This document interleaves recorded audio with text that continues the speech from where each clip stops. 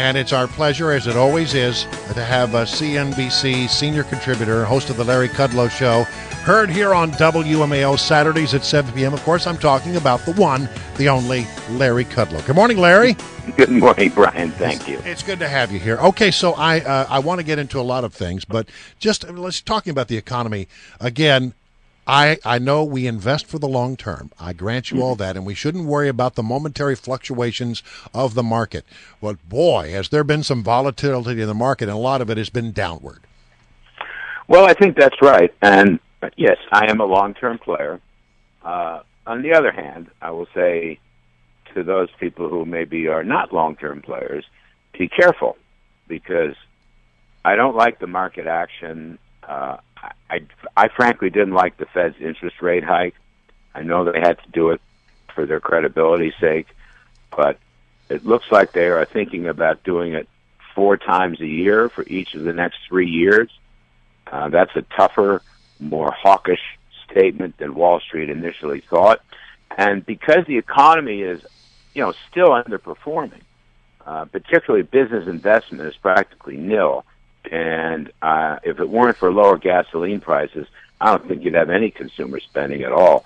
So profits are declining. The economy is weak. The Fed may be much tighter and tougher than we think. So probably a good time to stay on the sidelines right now. If you're on the sidelines, not a time to get in, right? Timing is everything, Brian. I'm not smart enough to know. I think if let's say you've got a prominent correction of 10%, just for argument's sake, or 12%, I would buy into that as a long-run strategy. On the other hand, we could be in the beginnings of a little bit of a bear market here. That's very possible. All right. Well, listen, I when you say something like that, I pay attention. So thank you for that. I appreciate it. Yeah, I mean, it's tricky right now. I really don't like the economy. I really don't like the market. I really don't like the Fed. But most of all, you've heard me say this, profits are the mother's milk of stocks and the lifeblood of the economy. Profits have been flat for 2 years, Brian, and in recent quarters, profits have declined. That's not a good sign. Larry, this is Jessie Jane Duff, and I just want to say I always loved being on your show when you had the Kudlow Report, and you had me on. Because I was a gunnery sergeant, I was always on about guns. But yeah, that's okay because I understood the topic too. But I wanted to ask you, you have touched on a very good topic that's a key interest of mine is ISIS and how they are worth about $2 billion in stash. What do you believe will solve this problem as far as economically? What do we need to do to shut them down financially? Well, look, the obvious thing, I wrote about this, is to really finally start crashing down on all their oil facilities and all their oil supplying and all their oil trucking. We've never really done that. I think that after the Paris bombings, the horrible, horrible Paris bombings, I think there was a response by the administration, by Obama's administration, to be a little tougher, a little stronger. So the bombing of oil wells and I guess the bombing of trucks, although it's very unclear whether they're doing that. I just look at it very simply, okay? A, we are in a war to the death.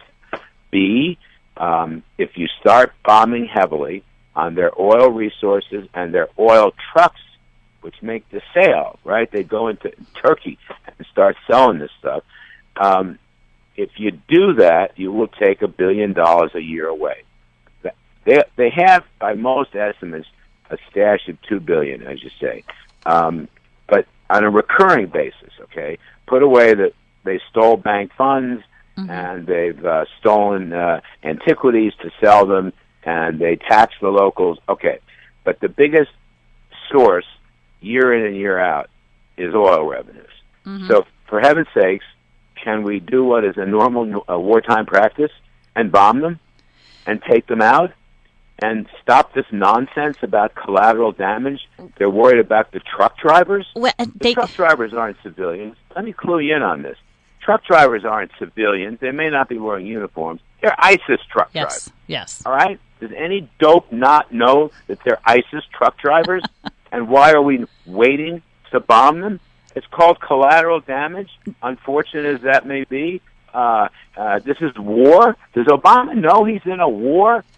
This is just the dumbest thing in the world, and I wrote about it. Yeah, and I'm going to continue to talk it up.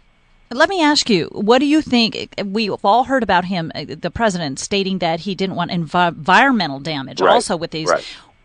I know you're not psychic, but if you were in the president's brain, what is it you really think do you really think he believes that malarkey, or do you think he has another agenda? Well, look, I think he believes that malarkey. I mean, wow. We're done. Shortly after Paris. Yeah. Shortly after the Paris bombings, his first reaction was pathetic. He barely said anything about war. No energy, no urgency. His second address, when they came back to Paris, do you remember that for the meeting of the high and mighty? What did they talk about? The greatest problem in the world today? It's not ISIS. It's not the terror war. It's not radical Islam. It's global warming. Yes. And he believes that. Now, first of all, if anybody looked at this thing, the additions to global warming from bombing oil trucks would be so infinitesimal that virtually no scientist or mathematician could possibly figure it out. Exactly. But he believes this. He believes this. And that's even worse. So, God, throw it out. In fact, while we're at it, throw him out. Just give me a wartime commander that understands winning the war against terrorism. Just give me somebody who gets that. Now, unfortunately, in our system, we're going to have to wait a year. It's really unfortunate. Where are the leaks? I want to see the leaks from the Pentagon. At some point, I predict this, you're going to see Pentagon leaks from high-ranking generals and lieutenant colonels and what have you, the guys who do the strategy. And they're going to say, huh? What? We don't get this. We don't get. Listen to what Jack Keane said. Listen to what Lindsey Graham said, all right? Lindsey's pulled out of the race.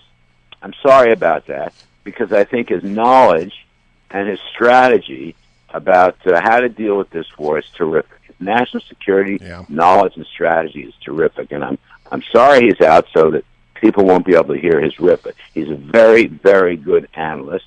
I understand other parts of his campaign were not so strong, but I know Lindsey, and Lindsey is one of the most knowledgeable people about war and what we have to do. I'm sorry, we got to leave it right there. Larry Kudlow, it is always a pleasure to have you. Thanks, Brian.